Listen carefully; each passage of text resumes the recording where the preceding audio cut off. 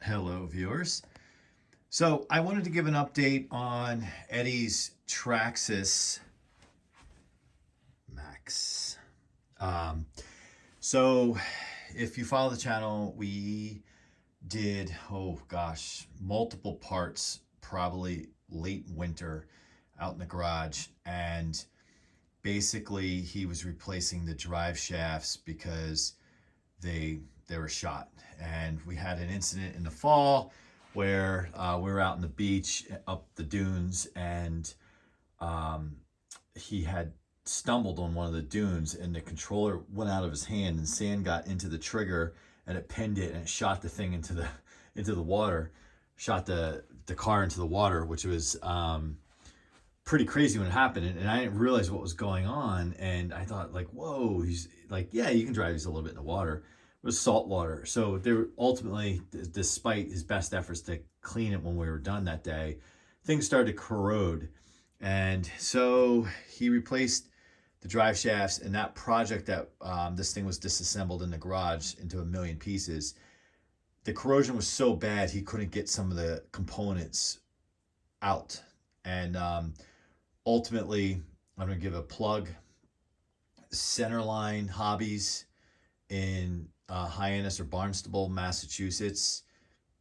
Recommend. Don't go to Amazon. Go to these guys. They get to know you by name when you walk in there. They know Eddie by name. A lot of times you just bring depending on what it is, you bring what you have in there. They'll take a look at it. They might pull out some tools and whatnot and say, okay, oh yeah, well, this is a quick fix here. Let me just do this for you. I have one in stock. Let me pop it in. Or if they think you're technically savvy enough, they'll just say, oh yeah, Eddie, you can do this. I know your skill level. They really get to know their customers. So ultimately, Eddie brought this in after kind of sitting on it for a while because he was just really frustrated. And we brought it in, and they removed the pieces that were corroded. You needed essentially a special tool to do it. If they weren't corroded, you didn't need the special tool. Like, you could get by using whatever it was. I wasn't present for that, so I'm kind of a little bit vague. But I had some comments on those videos of like, hey, where did this end up going? So we're back in action. He drives us around.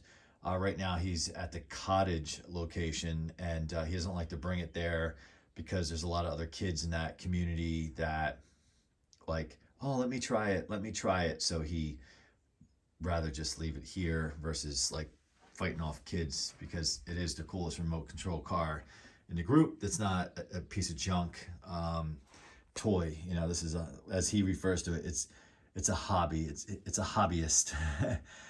So I just thought I'd show it kind of all cleaned up and ready to go. So he keeps it on this lift, and the lift actually works. I'm not going to mess with it, but the switch, there's a switch, you know, it's a switch for it, and it's really cool.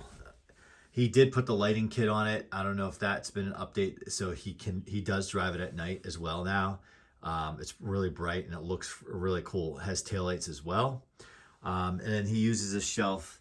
There's the controller, the battery, the charger and whatnot. And I think he keeps like special tools for it and items in there. And he has like, I think, an RC car magazine down there. So this is what's going on.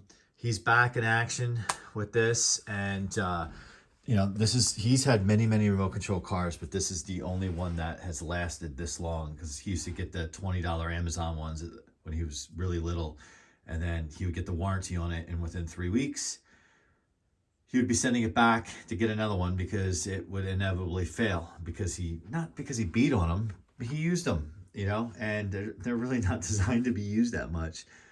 So this is cool. I've come to a point where I've thought about getting one. It's just expensive. You know, he saved up much of the money for it, and then the other half, I think he saved up just about all of it, and we helped a little bit. But anyway, it's to answer the question, and I do apologize, I didn't do a follow-up video because it was kind of anticlimactic. Like, he wasn't able to on that workbench get those pieces out, but once those pieces came out, it easily went back together for him, and he had it going. So that's it. We're back in action. The Traxxas is alive and well. working well. And that's it for now. So for those of you who have asked, I've answered hopefully. And sorry if I wasn't a little more specific.